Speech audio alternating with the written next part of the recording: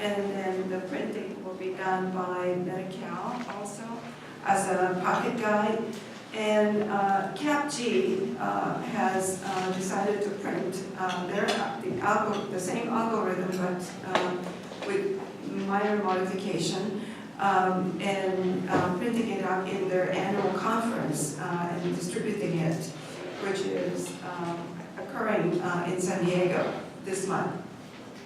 So it's available in both forms, and we'd like to see how you all would like to use it, and or have plans of implementing any kind of hypertension initiative in your own organization. The other thing I want to say is that the Hypertension Survey for physicians that was developed by Dr. Ertl, the first one, is being validated by the USC School of Pharmacy, and in terms of the cognitive testing of the questions, as well as being reviewed by a cardiologist.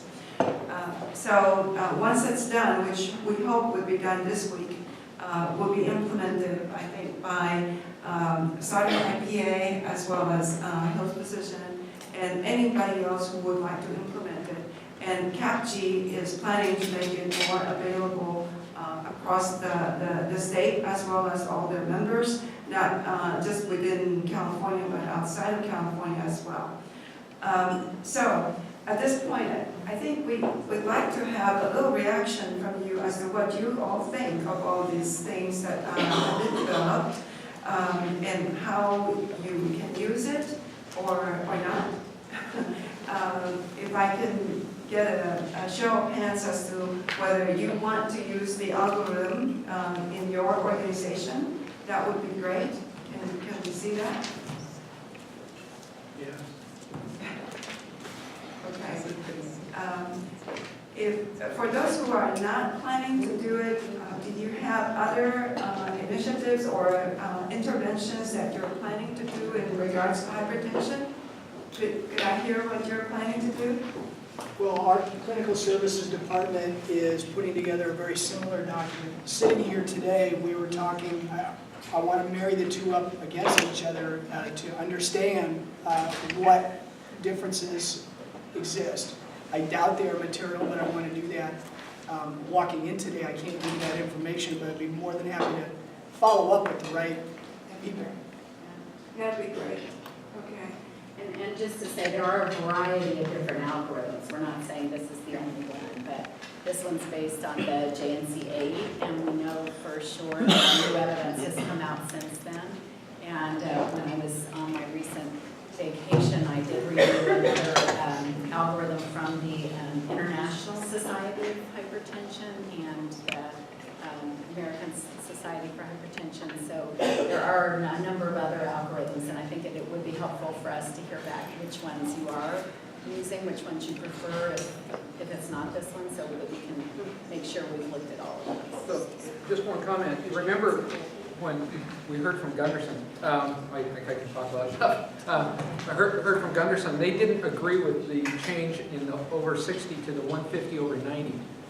I think that if you actually measure blood pressure accurately, you can do the 140 over 90, and that's probably where you should do it. It's just that we continuously overestimate people's blood pressure and therefore we're overtreat.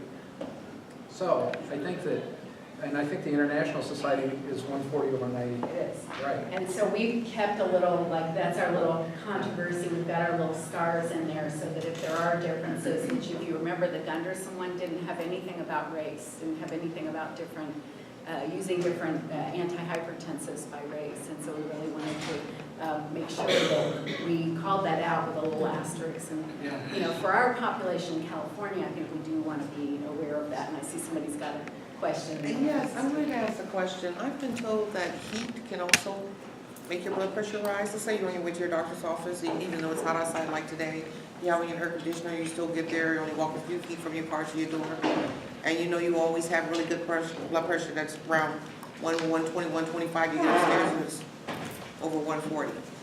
Can heat contribute to that?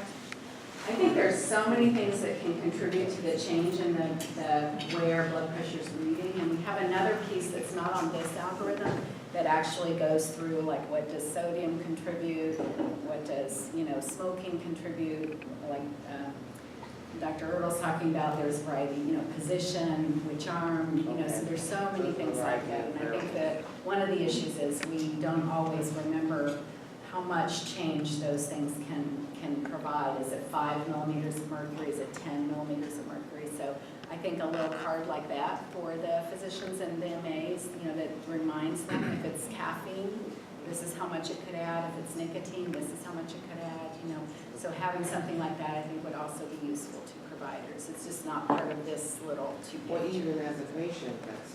Yes, absolutely. I just learned a whole lot in the past 10 minutes. I need to be a little more proactive when I go see.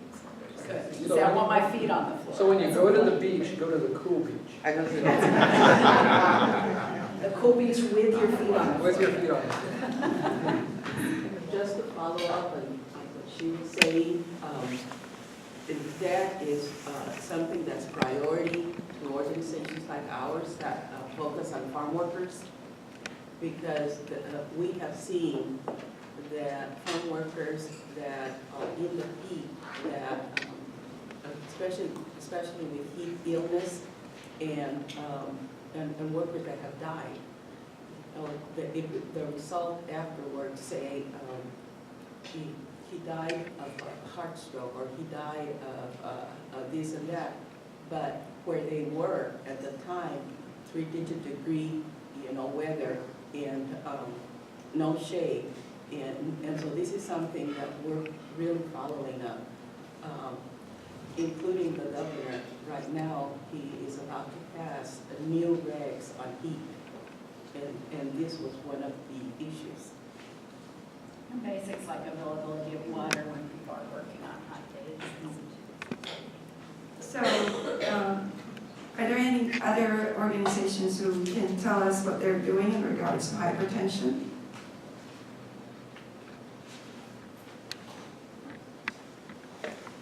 No? Well, be prepared next time.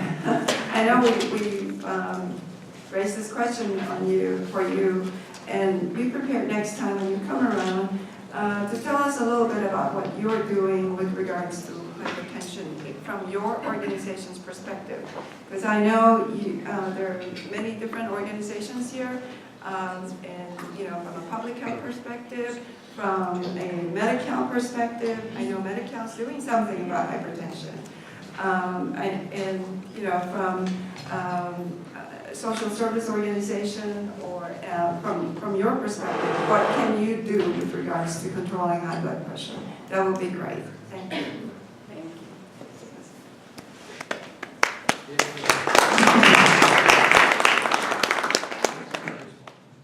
Thank you, Mary and Susan. And again, this is our first product out of Right Care. We're really excited about this. Actually, let me clarify. It's our second product because the survey really is our first product that we have entered into it. But this is, I think, going to be helpful, especially for those practitioners in the capital region who don't have overriding organizations that are helping them with things like this algorithm. So, again, apologize to you, and it's very exciting. They say time flies when you're having fun, and this has been very exciting. And it's actually been 3 years, because it was 2012 when we actually had our, July 2012, now 2013, we had our first meeting here. So yeah, it has been a lot of fun. And again, let me come back and move us to the agenda again. With Tom and with Bridget Levitch, we're going to hear from them about patient-centered medical home and care management. That's a program that they developed to improve cardiovascular health, which is, of course, what we're really interested in this forum. But you can apply some of these principles that both Tom and Bridget are going to be sharing with us. And again, just to remind you, the CVs are in your packet, so I won't spend a lot of time, again, mentioning that Tom is now the director of the patient-centered medical home and the care coordination program, and also he's been very, very active both in the University of California and inside the UC EMC, as well as nationally and internationally with primary care education and work around care coordination. And Bridget, who is a clinical nurse specialist and a certified diabetes educator, is the director of the UC Davis Health Management and Education Program. She's been in this role since its inception 12 years ago and has been instrumental in the growth of the program's educational resources, as well as the initiative of care coordination program 3 years ago. So we're happy to have both of them, and we'll move right into the presentation.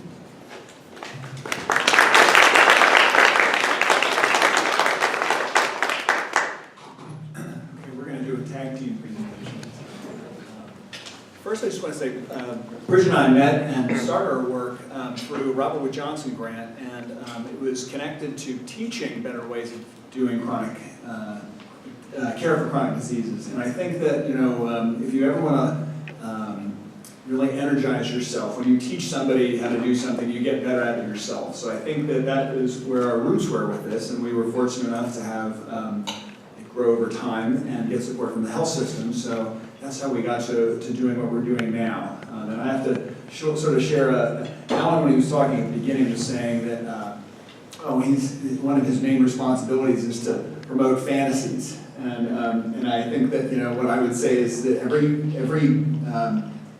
improvement begins with that idea or fantasy. And then I was thinking about this because we were talking about medical homes, and I always think of it as building a sandcastle that eventually becomes a tree house, and eventually becomes a custom built house. So we're on our way on that continuum. I'm not sure. Sometimes the sandcastle gets kicked a little bit, and sometimes you have a problem building your tree house. But we're moving to making it a permanent home. So and I think we've done some good things. So we'll tell you about them.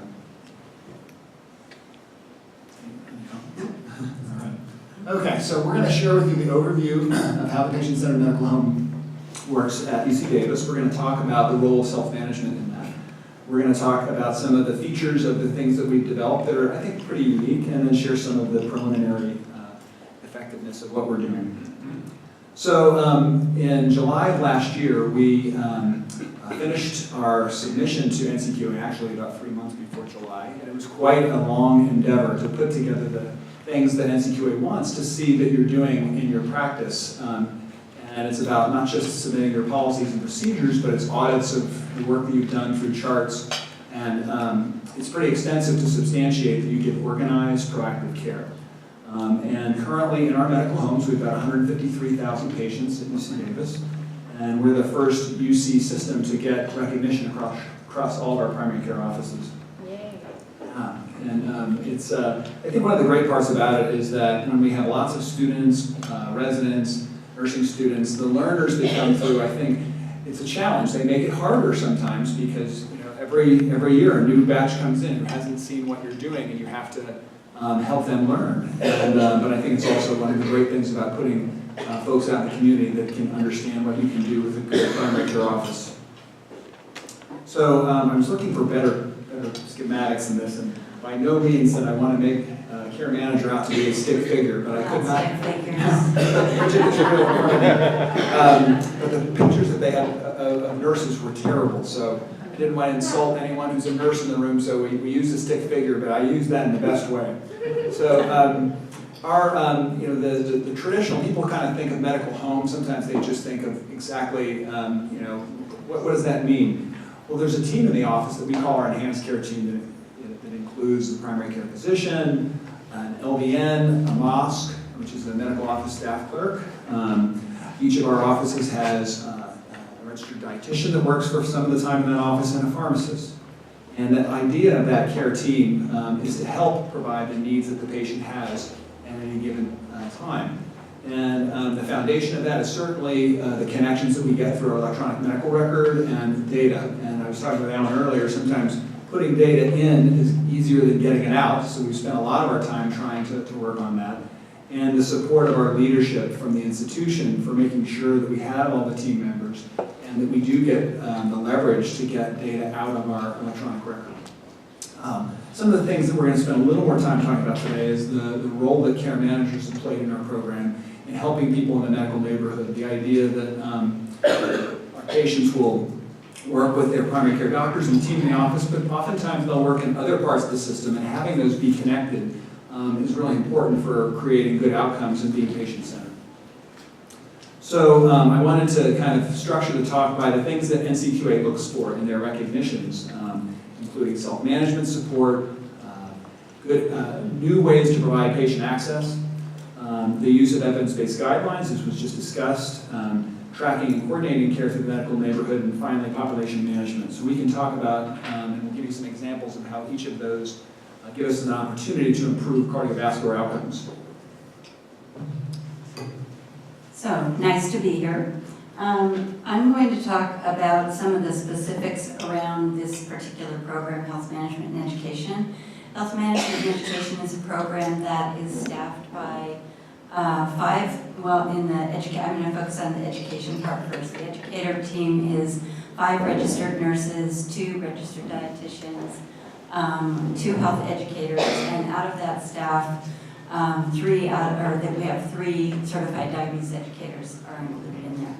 So all of the education that's provided, and we do our educational resources both in groups as well as individually, and all of the resources that are delivered or worked with patients on are utilizing the empowerment model. And I hope that that will shine through as I'm talking today about the way we reach out to patients and the kinds of conversations that we have.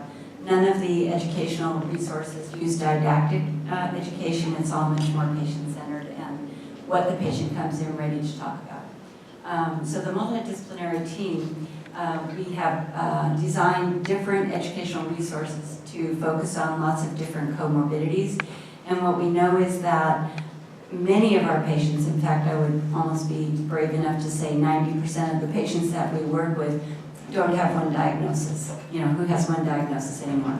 And in our population, not only do they have multiple comorbidities, but it's also very frequently complicated by behavior diagnosis as well. Can't do a talk without referencing the chronic care model, and when Tom was talking about when we started, this is what we were starting with, was actually implementing the chronic care model into a family community medicine residence program. No small feat. And I would say, 13 years ago, it's still baby steps. Culture change takes a really long time. But if you look at this and then think about the patient-centered medical home, it's very much, I think, an evolution of one into the other. And when we talk about the chronic care model, which we have to give credit to Ed Wagner for this from University of Washington, he identified that self-management support is an integral piece of all of the different parts that are comprising the model. So just a summary, and I brought party favors today, so there are brochures out there, and I also brought our placemats, and I can talk about those if we have time, but the brochures are just a summary of some of the things that we reach out to patients by using. We have a cadre of classes. This one identifies some of our core classes, and I'm going to focus much more on our cardiovascular risk educational program. So since the focus of this venue today and this group is that of preventing cardiac complications and cardiac-focused education is important, the classes that we offer around that are, one class is called Keep the Beat, and that's a class for any kind of cardiac resource. Patients can come with any kind of a diagnosis. In other words, it's not specific to heart failure or one diagnosis. But as is Do More with Heart Failure is a heart failure class, and that's a class that is facilitated by a certified heart failure nurse. And so she teaches the Do More with Heart Failure class along with a pharmacist, so that's co-taught. I might stop and go back to and say that although we have the education and the care management teams, the collective resources there are nurses, social workers, psychologists, dietitians. Although their primary goal their primary cost center might be of care management, we definitely double dip and have them come over and help us with our stress management classes and those kinds of things. 8 Weeks to a Healthier You is a class that is not disease specific. So years ago, we were able to get funding from a pay-for-performance grant to sort of try on a class that was not a unique diagnosis. Prior to that, we did diabetes classes, heart failure classes, smoking classes, COPD classes, and this 8 Weeks to a Healthier You just blends all of the different behavior changes into one, because as you know, health behavior change is kind of at the core of any of these diagnoses. So it's great if you go to a diabetes class, but truth be told, you're going to learn a lot of the same things that you learn in the heart class. So the 8 Weeks to a Healthier You, as you can tell, it's a pretty big commitment to come 8 weeks in a row to a class, but we have a really great turnout for these classes, and they include curricula that address how to speak with your provider, how to manage your medications, how to get out the door and exercise, nutritional tips, stress management tips, and those are all around just changing lifestyle to be more healthy. Some people that come to the 8 Weeks to a Healthier You do not have multiple diagnoses yet, and we're hoping that maybe we can forestall some of that if we can get people launched the right direction. Our Stop Tobacco program is a really rich class that has 12 weeks, and patients not only go through the series of smoking cessation classes, including there is a stop smoking date in that series, but then it's also followed up after the end of the class with support groups and ready talk sessions where everybody comes back in and kind of motivates each other or shares challenges or successes. And then Achieving a Healthy Weight and Living Light and Living Well are two, obviously, weight management classes. Living Light and Living Well is a 12-week program. It's the only program that we collect a fund for. Insurances don't pay for this, but we have found that people that come to that, in fact, it's that we cannot provide enough classes of this. It's our most engaged group. And then we have a stress management class. So you have to have a couple stories. This is an education story of a patient that signed up and enrolled and completed Living Light and Living Well. She had, her husband had passed away, I think about 2 or 3, 2.5 years before she signed up for the class. And by the time she signed up for the class, she had reached a weight of 264 pounds. Had a lifestyle that was very much intertwined with drive-thrus and liters of sugared sodas and sort of couch potato, a lack of activity, I would say. And so she had signed up for the class with the suggestion of her provider. Along the way, before she came into the class, she lost her license for another reason. But that turned out to be kind of a blessing because that meant that her son brought her to the class, and her son sat in on the class and learned how to go grocery shopping with his mother, and the patient was able to change a lot of her lifestyle and got a huge behavior change. And by the end of the class, I believe her weight was down to 200, not by the end of the class because that was only 12 weeks. By the end of 5 months, her weight was down to 202 pounds, which was a very significant weight loss. And more importantly than that, she became a cheerleader for the class. And whenever the Ready Talk group met again to share stories and successes or challenges, JH was able to be really active in those phone calls and power on and encourage people to keep going. And I might just add that that's one of the really strong things that we see happen in groups all the time, is that you can learn with an individual educator or a licensed staff, you can learn, but what we see happen within groups is quite magical, where in a group, a patient might share, I had that problem, here's what I did, or I used to smoke, and here's what happened for me, and I can't tell you how much better I feel. Those kinds of anecdotes or stories shared are actually much more powerful, not that we're not really important as educators and nurses and dietitians, but somebody who's been in the weeds with that same challenge, it can be really important in empowering another patient. So this is our first quiz. You have your little gadgets to answer the question. The first question is, which of the following is not associated with motivational interviewing? A, assessing what factors are personally important to the patient. B, understanding the barriers associated with making a change in their health behavior. C, convincing a sedentary patient that exercise will actually make them feel more energy. D, assessing and building patient confidence.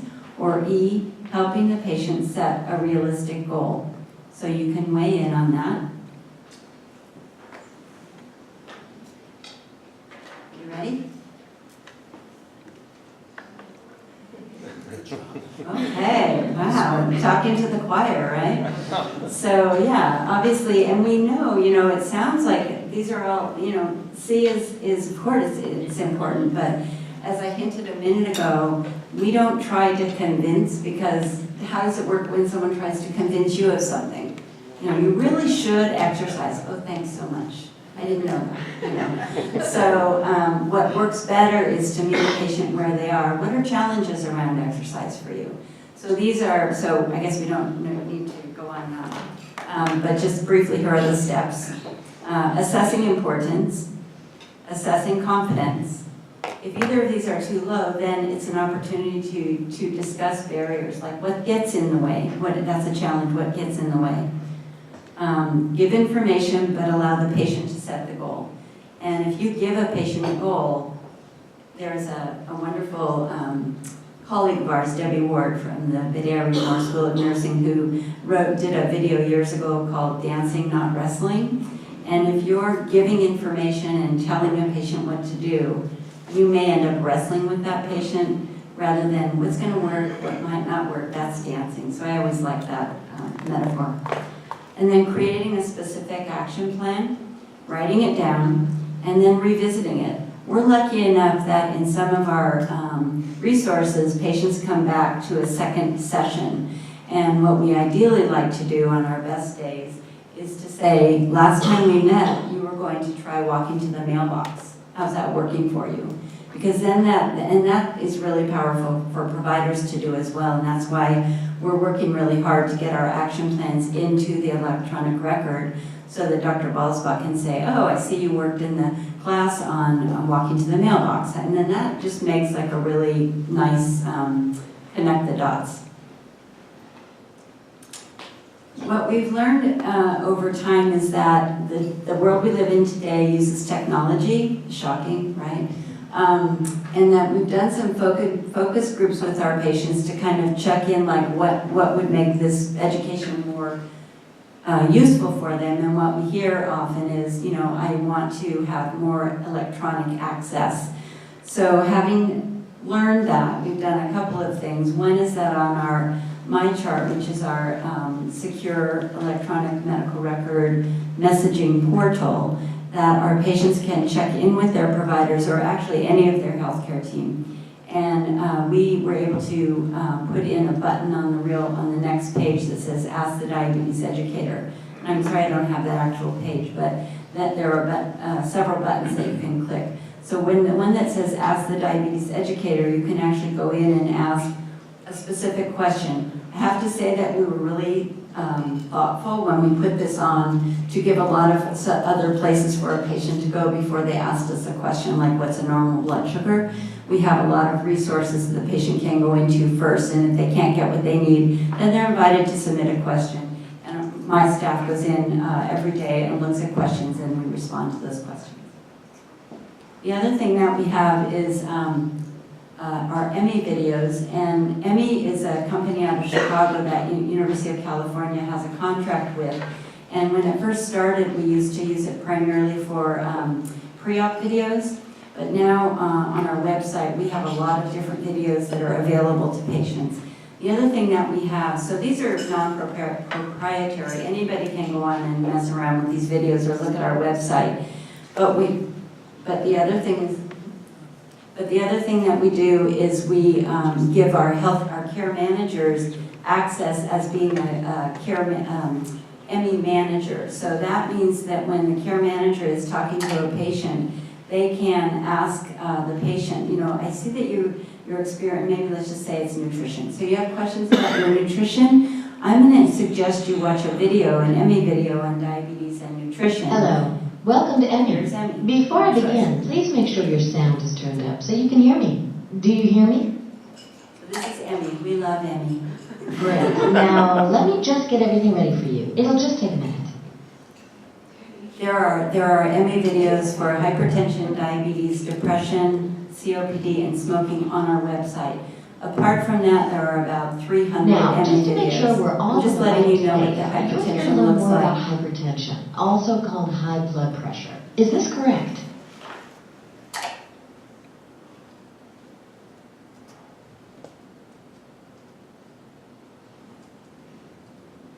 And when the care manager sends it, we have the ability to actually see if they've watched it. Thank you, yeah. So when the care manager goes in 2 weeks later, they can see that their patient Okay, started it let's but start didn't with the finish it. basics. After all, once you know a little more about hypertension, you'll find there are a lot of simple things you can do that'll really help. But first, let's make sure we're on the same page. I'm just going All to right, skip your forward heart a is a little bit. muscle, about very- the size of your fist. And blood pressure is the force the blood puts on your vessels as it pulses through them. It's measured, He's going to go forward, Steve. but even if you feel okay, over time, hypertension can seriously damage your body. And unfortunately, any damage cannot be undone. So it's best to be... Would you like to jot down any notes? Yeah. But you Great, could. go ahead and type it out. I'll wait until you're ready. Thanks, I'll hang on to this until we're done. Let's move on. All right, so what happens when you don't keep your blood pressure under control? Okay, next, stroke.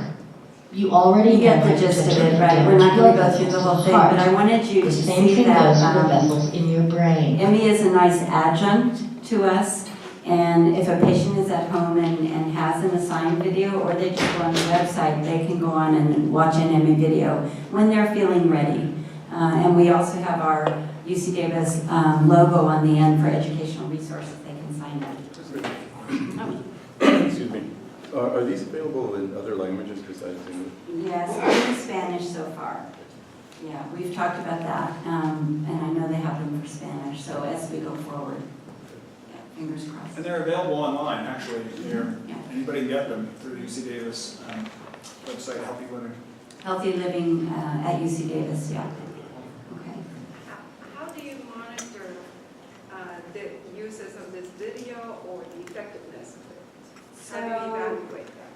So I'm not sure the answer to the second question, but the use of the videos, if a patient has, I'm pointing at Linda, our supervisor, if a care manager assigns a video, that care manager can go back in a couple of weeks or whenever they want and say, opened it, never opened it, finished it, opened it and didn't finish it. So then when the care manager is talking to that patient, so Mrs. Smith, I see you opened the video on hypertension, but you didn't finish. What got in the way with that? Could we talk further about it? So it's another opportunity for dialogue. Outcomes as far as benefits, I think we'd have to look at it. I don't know, Tom, do you- Yeah, and I think, you'd have to look at it in the context of the whole care management experience and how beneficial is that.